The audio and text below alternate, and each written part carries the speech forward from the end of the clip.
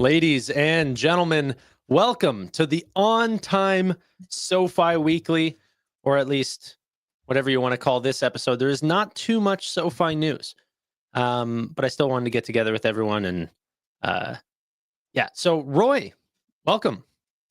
Thank How you. you doing? I am well. Super excited about the Robinhood City of Gold. Lots of stuff to do beforehand, and then I'm really glad that it works around our schedule so that we'll not miss next week for SoFi Weekly. Hopefully, we'll have some SoFi news. There's a little bit tonight, but yeah, it's an interesting, as always, an interesting time in the market. So I have a list of I think now at this point 6 videos that I want to get done and pre-recorded before we leave. So.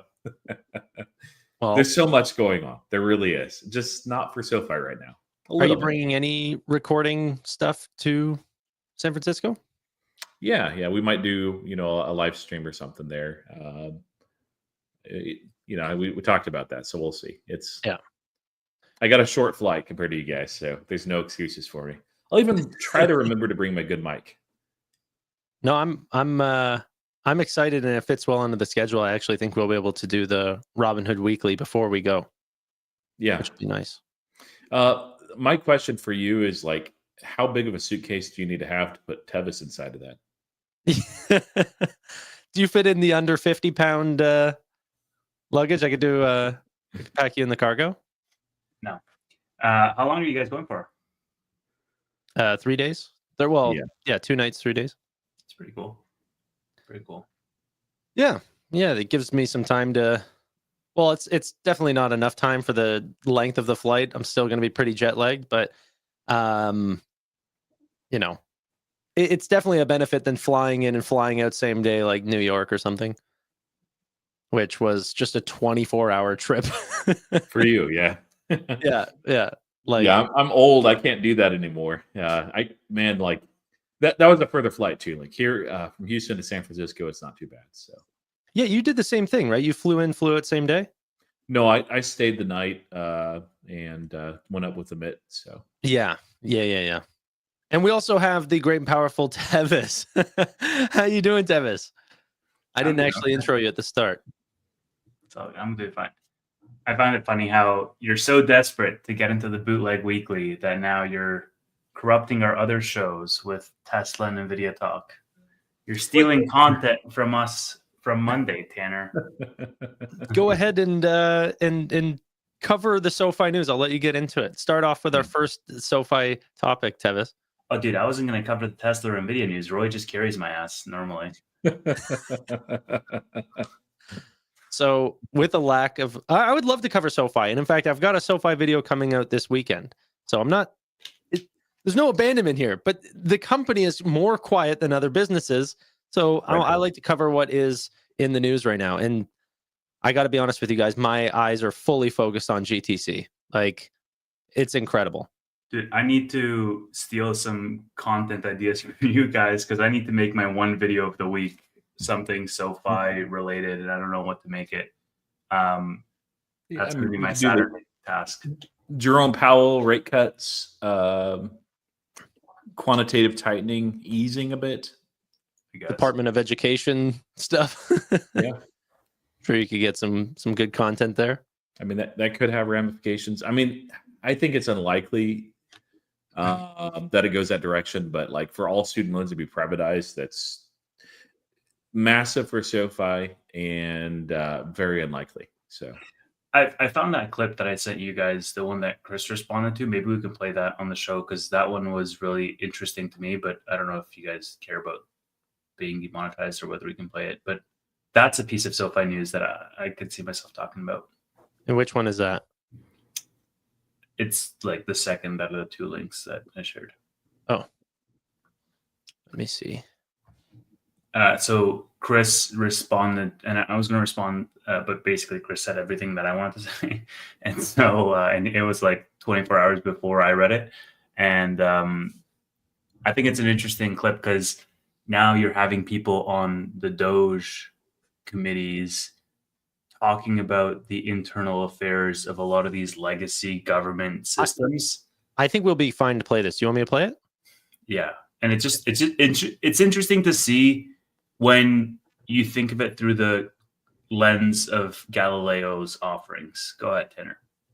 As long as there's no internal videos within this video and it's just a... Nope, it's just the commentary. Okay. Yeah, I've been brought in to look at the IRS's modernization program in particular, as well as the operations and maintenance budget. I really care a lot about this country, and this is a huge program that's currently 30 years on schedule, and it's already $15 billion over budget. Wait a second. Explain to our viewers what the program is in layman's terms.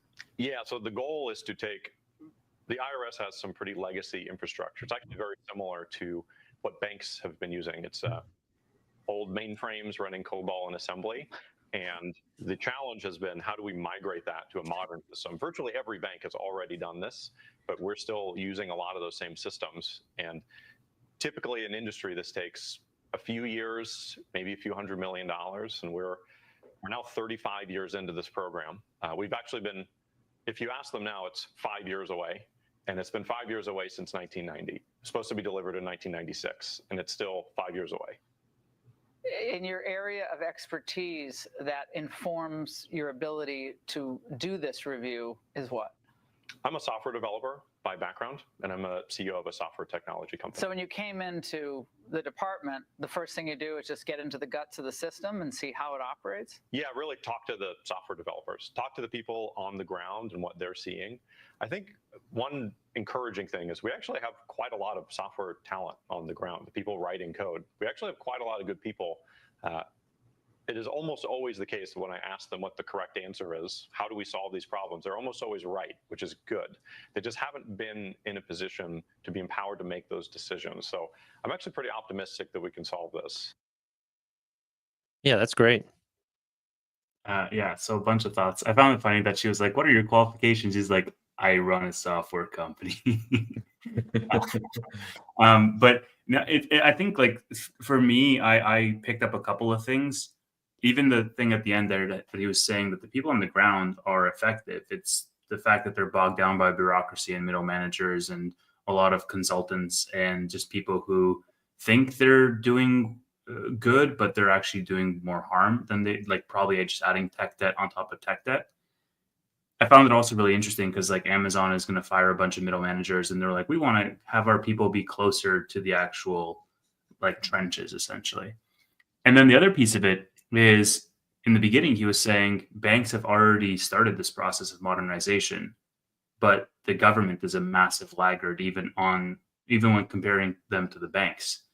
And so I think that by removing a lot of this middle management layer and by having external experts come in and assessing the state of, you know, the IRS systems, the government systems in general, like I think that could bode well for more partnerships with third parties like Galileo, because I would imagine speed is of the essence when you're talking about these systems, and they don't need to necessarily reinvent the wheel. They've been trying to do that, like he said, from 1990, and you know it's been 30 plus years, and they haven't really gotten anywhere. So I think that an easy answer could be, well, let's just leverage a third party system that's plug and play out of the box, because the actual instincts are there that these guys can manage it. And we don't necessarily need to go through lengthy processes to build something in-house. That's what I took away from it, which was optimistic, but curious to hear what you guys think. Yeah, no, I think you're right. I think that's a beneficiary for SoFi and a blessing for the government too. Now, there is, and I don't know what the clearance level is for this as far as security clearance, but there's a measure needed for that. But, you know, under the FedStart initiative, which was somewhat prompted by Palantir back in the day. You know, that allows companies that don't have security authorization to onboard. And there's several different ways to do that. Palantir's FedRAMP is one of those, certainly. But so it's not like if you're thinking in the back of your mind, like, well, yeah, so if I could, but they don't have that authorization, the government's made it a lot easier now. So if this is a direction that they're actually going to go, and you know, have a chance with some of these contracts, like that could be a significant boon. And they ended up remind us, Tanner, there was a debit card partnership that they had that tied into the federal government as well. Didn't require security authorization, but wouldn't be their first government level thing. Yeah, Department of Treasury. That was actually what I was thinking about. 2.4 million people that have a new way to spend. I don't remember the exact social benefit, but it was some social program that taps into Galileo's system. Yeah, the nice thing about that is it kind of gets their feet wet as far as it is with government and working with the government. So, And that was recent. Yeah, I mean, very recent. So, yeah, it's not impossible at all. And at some point, like there's just my understanding, and people correct us in the comments if I'm incorrect, but COBOL is ancient, and these mainframes that they're using are ancient, and there is a need to absolutely migrate a lot of these systems over to something newer, novel, and more resilient as well. So, yeah, hopefully it'll happen. But and SoFi should benefit, hopefully. Yeah, yeah. No, I mean, it's very interesting, and I thought the same thing about what are your qualifications? I thought that was really funny. Which also makes you realize, like, I think a lot of people have skepticism that these people are walking in and they're essentially just making assumptions of what needs to work, as if they're not doing any of the groundwork to potentially ask what the problem even is. And hopefully SoFi is there to be a potential partner, but I'm sure they're not the only one. And there's probably companies with larger amounts of resources that are also potentially asking for those deals if it does go that route.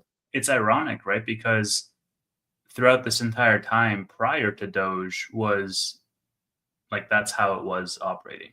Government would optimize for cost, and as a result, the lowest cost bidder would win the contract, and the checks and balances were not the strongest, let's say. And I mean, I'm seeing this firsthand. The more executive leadership changes hands, the more you sort of get started on one direction and then stop. And then somebody new comes in and then scratches everything that the old person does, and they start in a new direction. Similar to politics, right? Like a new party comes in and they're like, okay, screw all the policies that the other party had. We're doing this other thing now.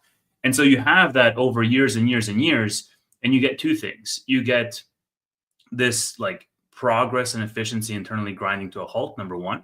And then number two, you get a massive level of disenfranchisement from the people who are boots on the ground, where they're like, F this, I'm just going to, collect the paycheck, punch in, punch out, because I always know that another, person is going to come in above my head who's going to ask me probably to scrap everything that we're doing because they want to have something new.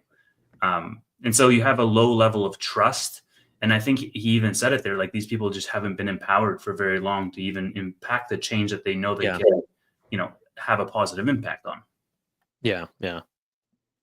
It's going to be an interesting time. I wonder if other governments are going to follow suit. I'm just potentially thinking about my own, but who knows? I guess it would under a new administration. All right, I'm done. But what's it called? Is there any other SoFi related news? I hate that we're calling this the potential SoFi weekly, but there really is. It's not a lack of want to cover things. It's just, Berkshire bought some SoFi today. So I can share my screen. You can see the 13F filings here that were just posted. And as you can see, Berkshire SoFi purchase, except the fact that it's not Berkshire Hathaway, it's Berkshire Capital Holdings. And they hold basically whatever YouTuber is pushing. They hold the Palantir, they hold SoFi, they hold Nvidia, they hold Tesla, they hold Hood, they hold Reddit, they hold Meta. So not quite Warren Buffett, but we're getting closer, I guess, guys. I saw some people posting about that this week. I was like, wait, Berkshire? And then I checked Berkshire Capital Holdings. I was like, idiots. Yeah, I didn't even hear that news, but the second you said it, I was like, okay, well, this isn't true, but go ahead. I just knew I would have heard about it if it was Berkshire Hathaway. It was just like, I didn't want to mention it, but when I saw their entire holdings, it was just way too funny to not bring up. It's like all the degen, small cap names. So since Powell had a presser, we should probably talk a little bit about that too, since it does have SoFi implications. So he came out very dovish, mentioned specifically that there might be an impact that's transitory, using that word that I thought was retired, but from the tariffs. but that they would not overreact to that. So that was actually really good news. Just that if they see a little bit of reacceleration and inflation, they're going to just say, hey, that's fine. We're just going to sit on our hands and wait. And we can see reflected in rate probabilities. This is, by the way, looking out to the end of the year. And we can see that shifted a little bit more towards a higher number of cuts. Not too big of a shift over the last day, certainly, but you can see over the last month just how much we shifted, and it's substantial. So rate cuts, again, are not the bull thesis, the sole bull thesis. But for SoFi, it's very significant, especially with that loan platform business, with their own personal lending and their lending platform as well. As long as it's not cuts that are there to try to save the market and save jobs because we're in a massive recession. So anyway, wanted to share that. And then quantitative tightening. Did you guys catch those remarks on what he had said on that? Yeah, a little bit slower, right? I think it was 25 or what was it? It used to be 25 billion. Now it's 5 billion. Yeah, the numbers right. It's slowing to, and 5 billion sounds like a lot a month, but it's slowing to a trickle. So they're very, very much being careful with the Fed balance sheet right now, almost to the point where it's neutral. As you reduce quantitative tightening, it's not quantitative easing, and I'm glad that we're not doing that. But that is actually a good thing for equities. It's also a good thing for banks too. It's close to that remark that you made a while ago. Like when do we get quantitative nothing? It's always we're either quantitative tightening and then we're easing. Why don't we just stop? When do we get quantitative nothing? And this is probably about as close as you're going to get to quantitative nothing. Yeah, Tevis, any thoughts on that? I mean, yeah, I don't have any thoughts on it. It's great. I mean, it's the first step you get before going to quantitative easing, but I agree with the quantitative nothing part. And for me, even more so than the quantitative tightening comments, and eventually nothing, is just hearing from him that they're going to exercise caution as far as overreacting for data on the other side. That was one of my concerns, is if they see a reacceleration for a couple of quarters in CPI, although PCE, PCI, those are probably the bigger ones for the Fed, then would they overreact and actually raise?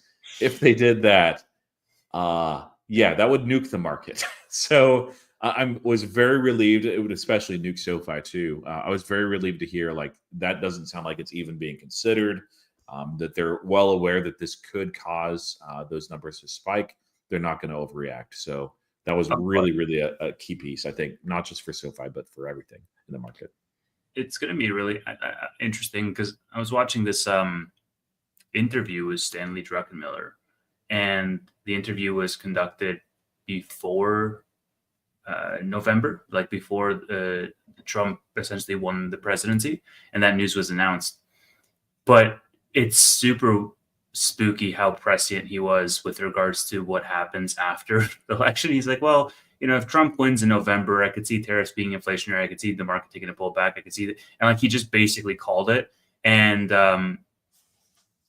he was like, we're going to be in a holding pattern for 18 months or so just to see what happens, basically, because the fear that he listed was that this is not we're not through the woods yet with regards to inflation roaring back. That was at least the fear. He was comparing it to the 1970s, where basically the Fed cut too soon and then inflation came back and it was just worse all around. So I don't know. I think a lot of it remains to be seen. The market is rebounding off of that low. I think Tim Walz perfectly nailed the bottom, ironically. But there still remains a lot of uncertainty out there, right? April 2nd is a date that people are going to be looking forward to. And then who knows? I mean, Trump might wake up on the wrong side of the bed tomorrow, and then everybody else has tariffs, and it just could send the market spiraling. And I think that looming uncertainty is something that, yes, if drawn out for long enough, could lead to a recession, but even in the shorter, in a shorter time frame, can have impacts on that inflation, which obviously, I mean, he was even tweeting today or yesterday for the Fed to cut rates. like spurring them on. So I just think that that overall blanket of uncertainty is still around. And until we get some type of clarity on that, then, like proceed with caution. Yeah. Tom Lee, Funstrat, he posted and made some interesting remarks too, and he related this to previous times when tariffs were mentioned and the impact on the markets. And of course, markets are forward looking. That's the one thing. Drunken Miller is an amazing person, amazing investor, great perspective. Doesn't always get it right because nobody does. The one thing that I think he may end up being wrong on is the timing. 18 months is a long time to be range bound and just sitting there. It's possible, and I do think we have longer than perhaps Tom Lee was saying. But he made a good point, specifically about it's the Cuban Missile Crisis, not the Bay of Pigs invasion.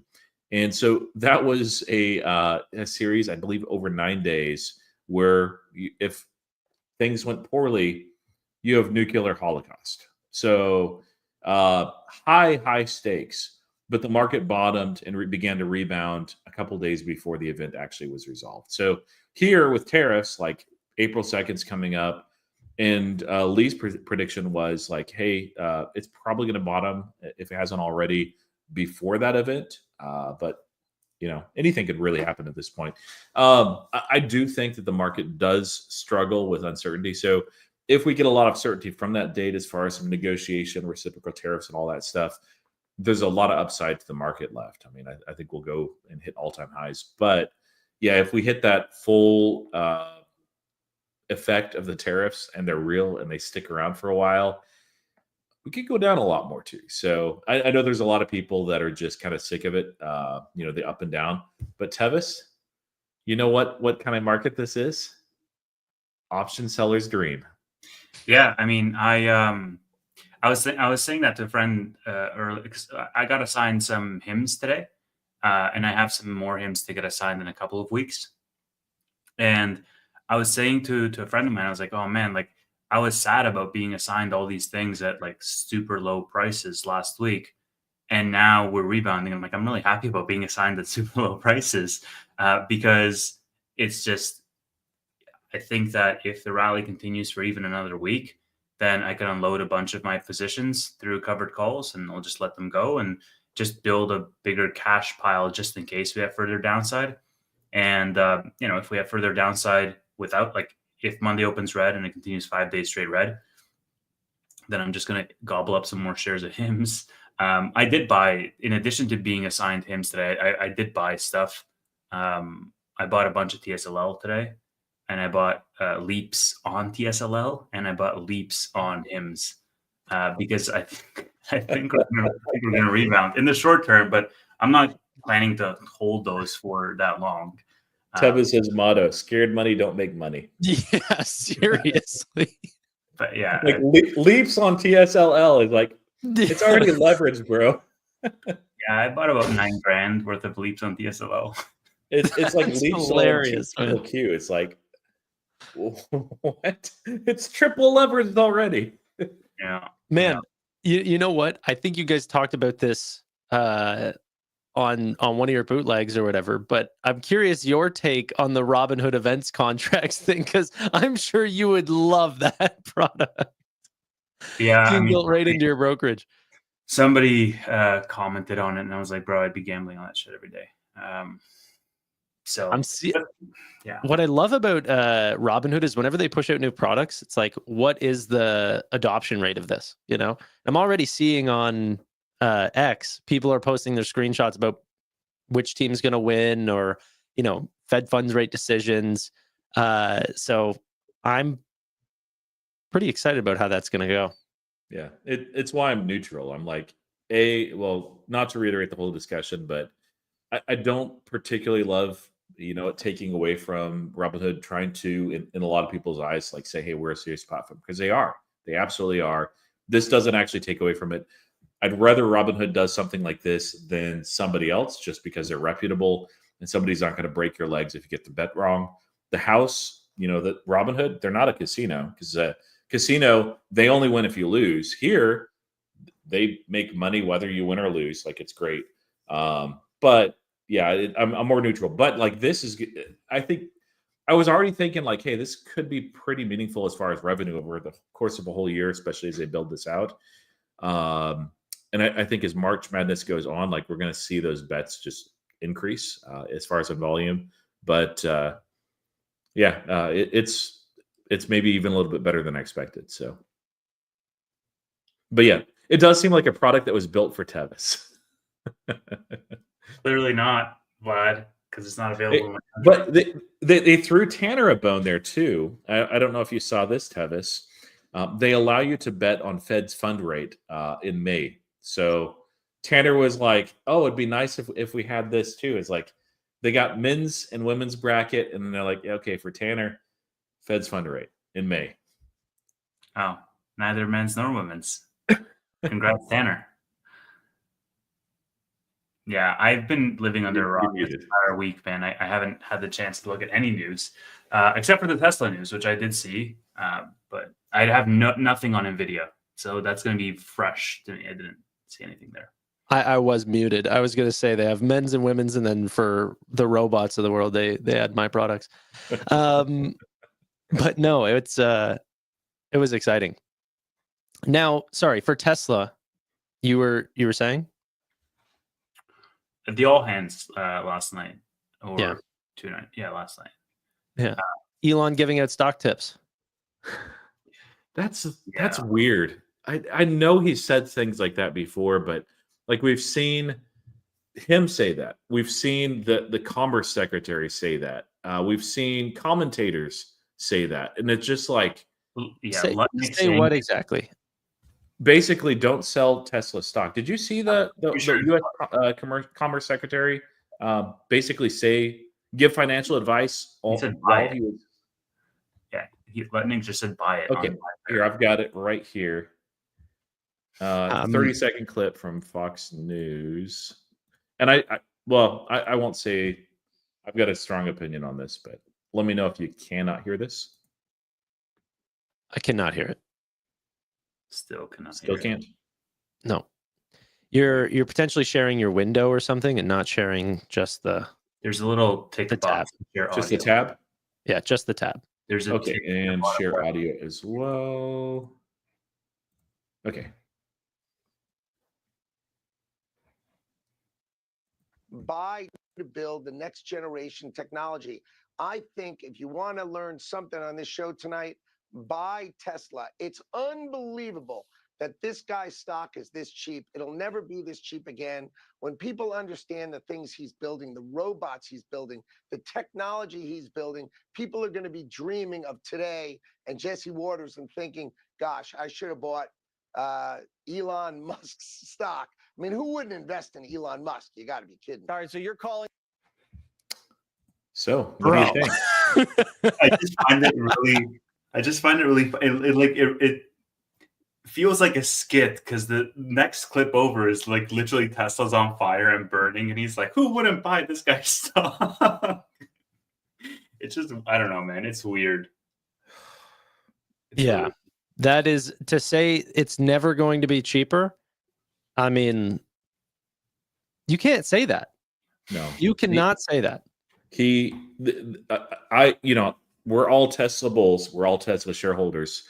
This is probably illegal and reprehensible as well. Don't say that. Like, yeah, you can save that skit, or you can save that Twitter video, that clip, and just in case any government body comes after you saying you're a YouTuber, not a financial advisor, you can be like, but take a look. Freaking Commerce Secretary saying that. Like, I don't know anything about this guy, but it's like, don't do that. Like, whatever. Like, I didn't mind, and I'm curious on your guys' thoughts on this too. Tevis and I talked about it, but Tanner, I don't mind Trump buying a Tesla. I don't even mind the show that's put on that. It's a little weird. The investment piece afterwards by Musk, I don't like that as much. Elon Musk is a CEO, the comments that he said as far as stock, like hold on to your stock. But this is like, oh my goodness, dude. Like, even as a bull, like, just stop. Please stop. Yeah. Yeah. That's not the way to get your stock to go higher. And I mean, it might in the short term in terms of but for illegal reasons, it has gotten pumped up, and I don't like holding those types of companies. I actually think the investment advice. I don't mean the buy Tesla or continue to hold your Tesla stock, don't sell from Elon. But whenever that guy in the Q&A asked some stock advice, I actually thought he gave really good advice, which was buy companies that you see their products getting better and better than their competition, and look over a long period of time. Now he could be alluding that could be Tesla stock, but that's actually pretty good. A pretty easy way to be a growth investor. He did flat out compare it to Tesla stock. He said, look, we have rolled out some great products at Tesla, and if you think that we're going to continue to roll out great products, then buy the stock, and if you don't, then don't. Like almost a direct quote. And you know what? That's probably why companies don't put their Tesla their company all hands on a live stream. But I think, I don't know, man. This is the conspiracy theorist in me that I think a lot of people just come at this point to see, because with him being so direct to say buy stock, don't sell your Tesla stock, and then with politicians now talking about, like Tim Walz talking about Tesla shares, and then Trump, I think even tweeted today, he's like, oh well, these domestic terrorists who burn these cars, we should put them in El Salvador prisons, not even U.S. prisons.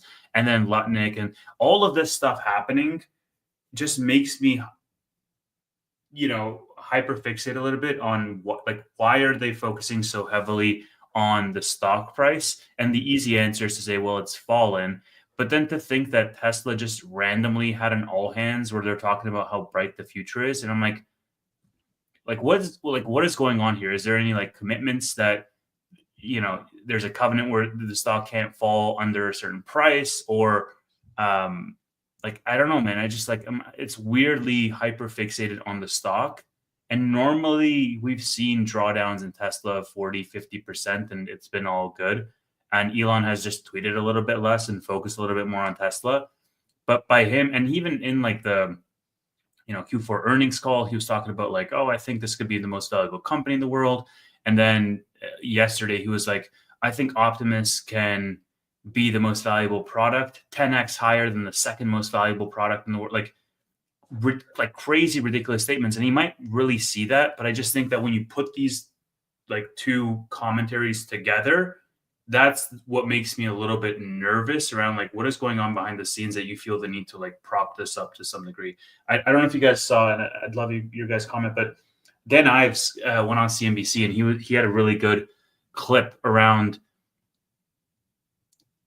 essentially urging for Musk to ramp down on Doge because of the brand value of Tesla, but saying that, acknowledging that, he can't really do that right now without looking weak, because then all of these people were like, okay, well, if we turn up the heat just a little bit, he'll do what we say. And so he's in a catch-22 type of situation. But over time, for him to focus more on the brand damage that he's causing the stock versus the philanthropy that he's essentially doing with his time. So overall, it's just kind of coincidental, let's say, in my mind. I like all of the potential bearish conspiracies that there could be some underlying problem if it continues to drop, and then the leaps on TSLL to back up that statement. Dude, I mean, yeah, I don't know, man. They're leaps for a reason. They're leaps to cover my ass, because I do think that the company is on the way up. But at the same time, I think that I don't know. I think the macro is going to bounce back before it falls further down, between now and April.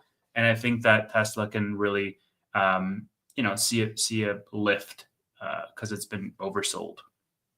So all of those comments that he made previously, and then add, with that being said, I think it's going to go a little bit higher. Short term, they're incentivized to bring the stock up, man. This is my conspiracy brain going. Why are they focusing so much on the stock? You have the literal president of the United States talking about Teslas and tweeting, and the commerce secretary and every media on earth, and Tesla doing an all hands. And it's just I don't know. And again, robo-taxis are going to come in June. That's around the corner from a news perspective. So yeah, I'm thinking it's going to go at least back up to high 200s, 300s, but at that point, I'm like well in profit. Yeah, anything could happen with this stock. It's I think it's at the bottom of the S&P 500 now. It was close before, and it just keeps dropping. And this is a stock that trades very much on a narrative. So that's one of the dangerous things. One of the many dangerous things about the 30 seconds of the U.S. Commerce Secretary Howard Lutnick saying that is the stock can absolutely go and pump, back to 400.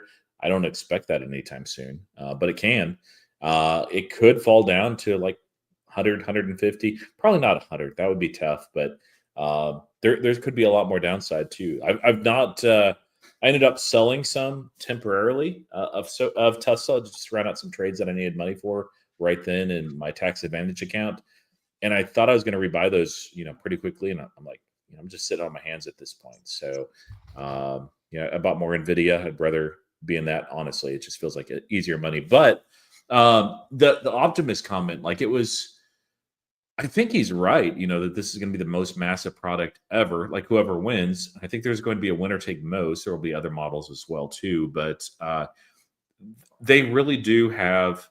He listed out this series of advantages that Tesla has. And he's like, hey, nobody else has all of these. But I think the big piece that so for instance, there's a couple of Chinese competitors that I think are probably credible from what I understand. Figure seems like it's going to be quite viable. But what they all lack is the ability to actually manufacture at scale and manage those kind of very complicated supply chains. And Tesla's proven that out. And so hypothetically, let's just say, maybe Optimus is not the best product. If they have a almost as good product that they can actually manufacture at scale, they will win. Mm-hmm. And that's 100%. happened time and time again. The best technology does not always win. It's the ability to actually scale it. And if you look at all the others, I did a ranking thing, like who's better, Robinhood or SoFi thing. If you'd rank that Tesla with all the others, if Tesla's only advantage, and this is not their only advantage, but if their only advantage was that manufacturing component, they would still have the advantage over every single other competitor out there, just because it's that important. Yeah. Who is better, SoFi or Robinhood? So the point of that video was quit comparing. Watch the video, Tanner. Watch the video. I watched your video, man, and you left out Palantir. Come on. This is where you say watch the video. And Bro, I left out Palantir because it's not a good AI buy right now. That's why I didn't leave it in. Of your it's video? overpriced. What was the title of your video? Top 3 AI stocks to buy. What was the first You one? say stocks or companies? Stocks. What was the first one? Because it was Nvidia, something and something, right? Go watch the video. There you go. See? It is Burn, Roy. Roy, I'll tell you mine if you tell me yours. Oh my gosh.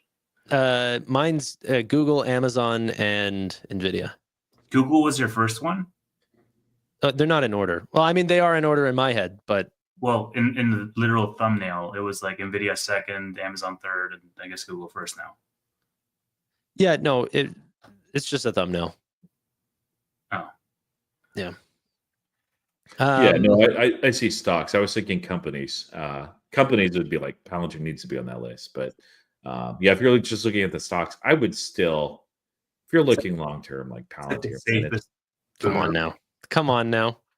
No, I think that over 10 years, Palantir will probably outperform all but Nvidia on that list. Bro, literally the only thing that's been going through my head, and this is partially because SoFi has not been giving us news, is just the unbelievable size and scale of cloud, the GPU build out that's needed for that, and every single part in between. And I think Wall Street's extremely bullish about these areas. And I don't think they come anywhere close to how bullish I am. I don't think that Google throws out a $32 billion non-exclusive deal with Wiz because cloud is going to be growing at a 22% compounded annual growth rate. And their cloud is growing faster than anybody's right now. So not last quarter. Last quarter, Microsoft took them. But They are growing quickly, but it just goes to show you the size and scale of this. And I honestly still think that the best buy possible for me right now is Nvidia. I think it's just ridiculous. Did you guys see the GM deal? Yeah. So Tevis, Nvidia partnered with another automotive company, GM. Now they have Toyota. They have. What do you mean another automotive? Like, yeah, dude, I know GM, Mary Barra, the leader of the AI, EV. the EV revolution. Another auto company, GM. He says, like, it's some random, Yeah, I know who GM is. Yeah, go ahead. I'm not talking about if you know GM. I'm talking about, do you know about the deal? No. I know that you know about GM. No, tell me about the deal. So they want potential help the same way that Toyota, Waymo, Zoox, any of these BYD wants help with self-driving, and GM also potentially wants to be a part of this race, and Cruise is obviously not part of that anymore. But that's interesting, right? Having on-vehicle chips that potentially NVIDIA could sell to them, but that's not what they're going in partnership with. They're going in partnership to help with the data centers to potentially simulate rides on and off the road. They're going into potentially rebuild their factories to say, okay, well, how can we, using artificial intelligence, how can we map out a much more efficient way of designing and building your cars? How can we control the robotics to potentially set that up for you much quicker? And so literally from the start of their business to the end to on the road, NVIDIA is helping GM holistically. That's weird. That's a weird partnership. Yeah, granted, like the two sentences you said about this is all I know about the deal. But my first thoughts are, why is NVIDIA the best partner for that? Like, if you want the ontology work, go to Palantir. If you want like the visualization, real-time 3D work, go to Unity. Like, there's multiple smaller companies that you can partner with for the actual software stuff. And then the actual hardware stuff, like, I get that. That's the Dojo use case, right? Like, they want to create their own use cases to train up their models faster. I understand that, like the raw demand for chips. I just don't associate naturally NVIDIA with the software side of things of like, let's use AI, how to make your business smarter. They're going that direction. They've been going that direction for a couple of years now. But with Omniverse or Cosmos, they're definitely a big part of that whole, I just don't naturally associate them is what I'm saying. Yeah. But that's also why I don't think that they're being given a premium that Palantir could potentially be in, even though they might actually be a player in this space as well. And that this is not just a GPU company. I think the software side is going to be a big part. But I think that people are underestimating how large automotive is going to be. I think that it makes up for a small percentage of their revenue right now, and there's no autonomous cars on the road, like none. Why? Why? Yeah, like people are already buying cars today. Yeah, but, right? but they're not have to buying 3 or 4 or 5 cars just because they're self-driving. They're still going to be buying cars tomorrow. They're just going to have software updates and they're going to be self-driving. My point is like there is a demand constraint because people have 1 or 2 cars per family. Okay, so there's about 1.6 billion vehicles on the road right now. There's about 2,500 of those vehicles are self-driving. Again, my point, you're not. I get what you're saying. They have a huge opportunity to sell more self-driving cars, but every self-driving car they sell is going to cannibalize their sales for all their ICE cars. So it's going to be a margin. NVIDIA doesn't sell ICE cars. No, GM does.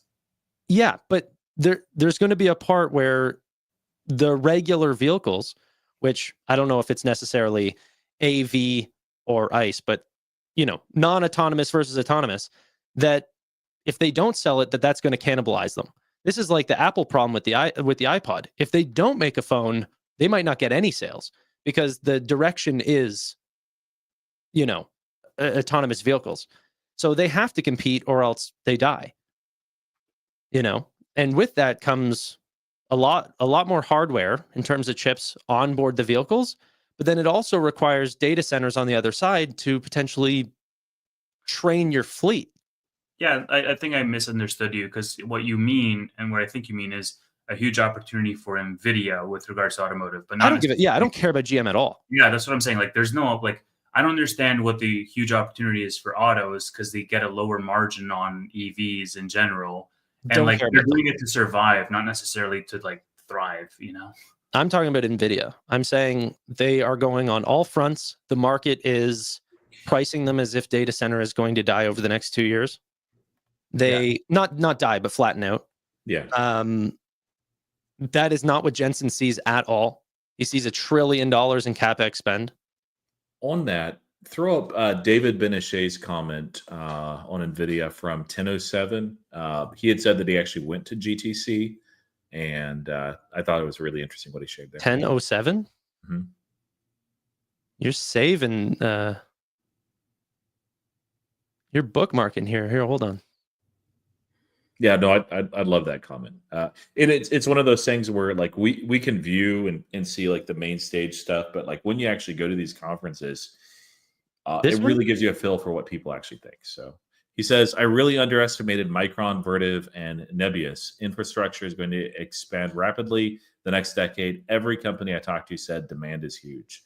And that's what we saw in Q4 earnings. Universally, all these different companies that are huge buyers have continued to be huge buyers and say, hey, we're going to keep buying. We're going to buy a lot more. And yeah,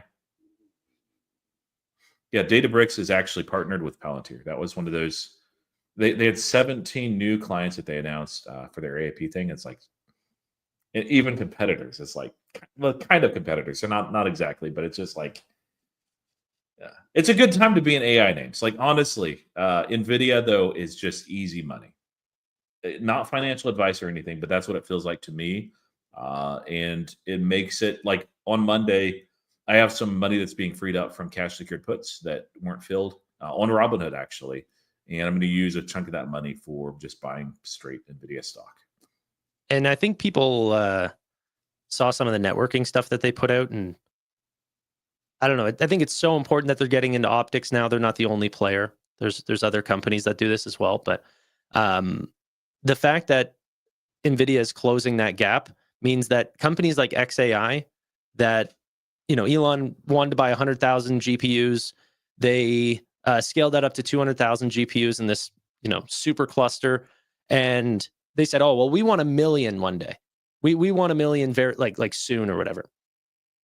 And that is almost virtually impossible through the products that NVIDIA sold previously, because connecting them all together gets really hard the bigger they are, because you just can't process that much data, through the cables. So the fact that they're now getting into like co-packaged optics means that they can handle that level of essential, compute. So NVIDIA is now going to be potentially seeing orders that have not been seen before, like by massive companies trying to build some of the largest supercomputers in the entire world. And that is really freaking interesting. Just the scale of purchase might be 5x from here. Yeah, the TAM is massive, and they're scaling out in a lot of different vectors. So it just, I don't understand why. Like, the only real bear case is Taiwan invasion, and maybe something like DeepSeek hits, where all these brilliant minds are wrong about the CapEx spend that's necessary. Like, it has to be more than DeepSeek. DeepSeek was like, this is the cost of icing on the cake, and you only count the cost of icing. It's like, yeah, but there's a whole cake there and all the materials and stuff you need to be able to make that. So, but I mean, what's the bear case outside of that?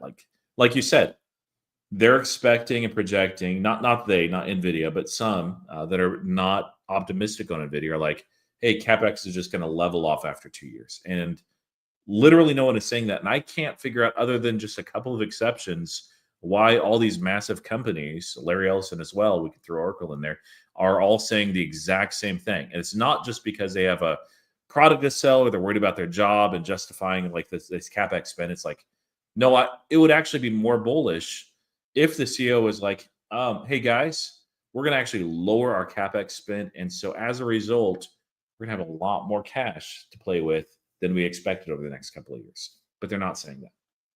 Yeah. This is unbelievable. I mean, and we're at a point still right now where I find that the AI usage is like quite low, especially on a consumer side. You're seeing some people go to ChatGPT and stuff like this to use those products, and that's really the only use case that people are really getting out of this, is almost like Q&A type side of artificial intelligence.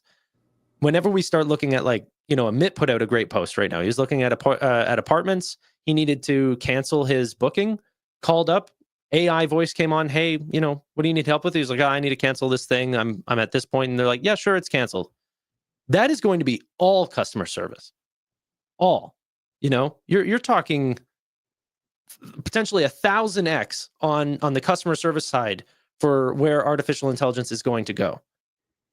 I don't see any roadmap where Nvidia is not the chosen, GPU going forward. I don't know. I could be wrong. I'm incentivized to be biased here, but you're seeing every single company come out and just say, like, hey, actually, this is much faster and much bigger than we thought. And then Wall Street's like, you know what, we might call that bluff. Good luck. I had 3 of these conversations this week around implementing some automations that have embedded agents into them, or like sentiment analysis for feedback that we get from customers. And based on that sentiment analysis, sending the request to different places. And then based on that, doing like a daily digest to key stakeholders, like just building out a whole automation through AI. And literally the number one question I got by three different people this week is, but that's my entire job here. And I was like, dude, we will find you something that's like higher, like frequency, like higher touch point to do. You do not need to justify your job by just like manually being a button clicker. Like that is not, the best use of your time. And I think there needs to be like an adjustment period over the next several years, or like as people start to play around with a lot of these flows. And I'm seeing it now as well. Like people in my network are starting to really gain traction from an ARR perspective with minimal, like the most lightweight stacks I've ever seen in my life, where, 3 people are just building massive businesses, whereas like 5 years ago, it would have taken 30 people. And I just think that like we're going to go through a transition year period where the first step is validation that this can work. Then the second step is adjusting those resources accordingly. And yes, some of them are probably going to get let go because you're just going to be more efficient. But I think that where was I seeing it? I said I saw somewhere where basically like in this podcast or interview, this guy was saying like your IT department is going to be the HR for all of your agents. And I think Elon also said it last night, where somebody asked about like, hey, what happens when Optimus, like we have all of these Optimus bots that are doing the job, and Elon's like, well, it's all going to be dependent on how many bots can you handle in your squad. So congratulations, you just got promoted to manager. And like that's kind of a joke, but it's also kind of true.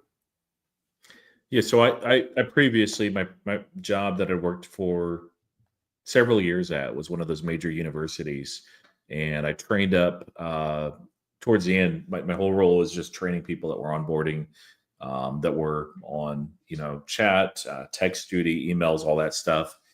And I tried to talk to some of the higher ups. I had some conversations and some information on like there's this real opportunity as far as all these LLMs. There's concerns with hallucination. I'm a Palantir shareholder, but here's what Palantir can do. There's other companies as well, but you guys need to look at this and take it seriously. And then when I was exiting the company, the university, I was like, so one of the perks is your education is basically free. There's tax things you have to do on it, but like you're not paying anything for tuition at all, which is great.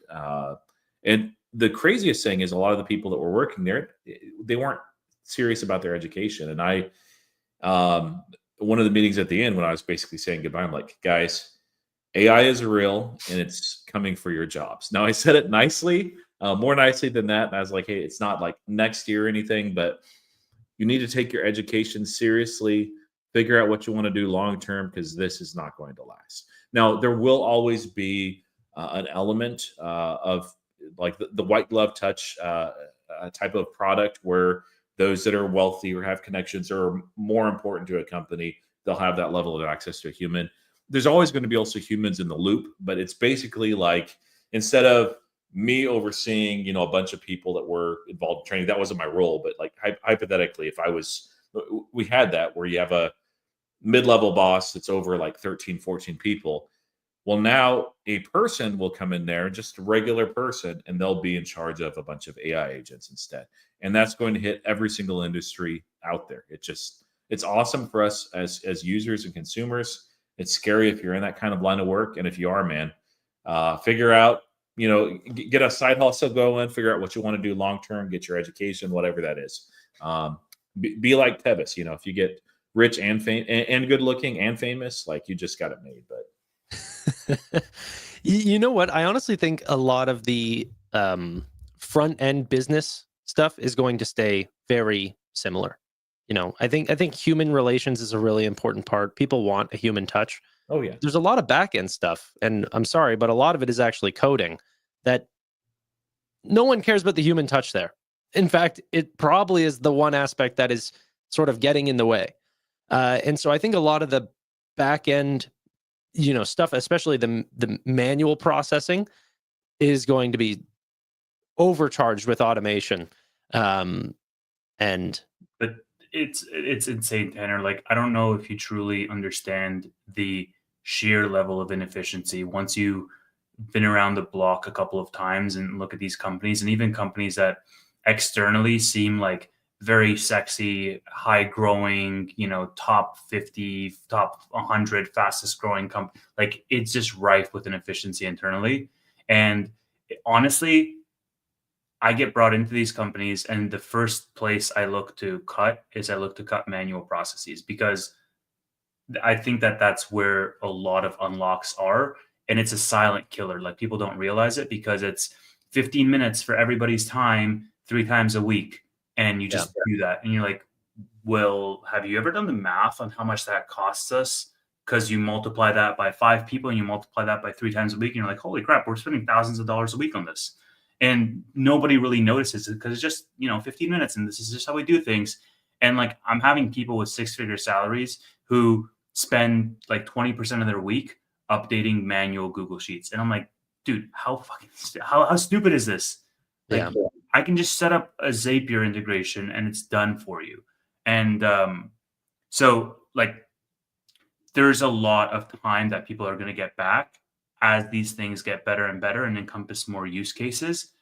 And what people do with that time, or what organizations do with that employee's time, I think is going to be really the multiplicative effect of, are they going to go way higher, or are they just going to, be out of a job because they can't innovate fast enough or they can't adapt? Yeah, 100%. I'm just very excited for how fast this is growing. And by the way, the underlying things that businesses need to start integrating with, and Zapier is a great example. Potentially, if you already have integrations with this business, that's the underlying tool that is starting to bring in artificial intelligence. So trying to find some of those inefficiencies for you, and then hopefully trying to automate them before you need to. Yeah. The better one is N8N.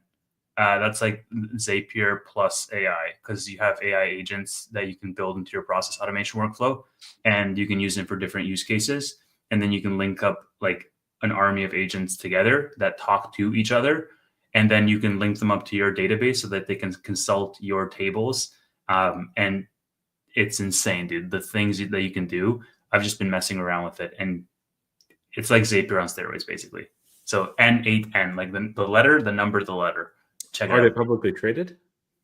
No, they're just a company that it's like a subscription for. It's like Zapier, but they basically have More out of the AI box- tools. out of the box modules for AI agents. Yeah, N8N. Check it out and let me know what you think. Yeah, I think that's interesting. I use Zapier even for. I never knew it was called Zapier though. I've always called it Zapier, but maybe I'm. But I use it right for my own stuff in my work, just here. Because I find there's so many things where you just need to plug in one thing into one app and then another app and then another app. You know. Yeah, like I have everybody, and I showed this to Roy earlier today because he probably thinks I'm crazy at this point. Like I have everybody who's reporting into me. If they want to have a one-on-one, they just submit a form ahead of time around like, hey, here's the topics that I want to talk about. Here's the action items from last meeting. And then all of that just gets automated to me. And then the note taker fills in all the notes during the meeting. And it's sent to everybody like with an email recap, like, hey, here was your meeting. And that's also good for like HR purposes as well. Because if somebody says like, hey, I really want, this promotion, and I put them on a plan as to how to get there, it keeps me accountable as their manager to be able to do that. And like, it's completely frictionless for me because I don't have to have the context switching. And in my job, that's the biggest killer. Yeah. Anyway, all of this to say that I'm bullish on Nvidia. Yeah, this would be an after hours conversation. Well, and we're past maybe an hour. bring that up. Have you seen this, Tevis? Don't talk about it, but have you seen it? This is the most hilarious thing I saw today. It is so funny. So yeah, maybe we'll talk about that too. Mm-hmm. You guys want to transition now? Yeah, let's do it. All right, ladies and gentlemen, thank you all so much for watching. Really do appreciate your time. If you want access to the SoFi Weekly After Hours, which is just us sort of a little bit less script or less, structured. That's the word. Than what it is already, which is barely any. So you know the level of chaos that's going on. Tevis playing chess, the usual. Yeah. The lights are dimmed. We get into it. I was going to tease him. I was going to say Tesla. Tevis takes off his glasses and his shirt, sometimes. Yeah. So, sometimes my pants too. All right, ladies and gentlemen, thank you all so much for watching. Really do appreciate your time. Down below, hit the join button. I didn't even explain how to get on. The join button after you've subscribed. Bye for now.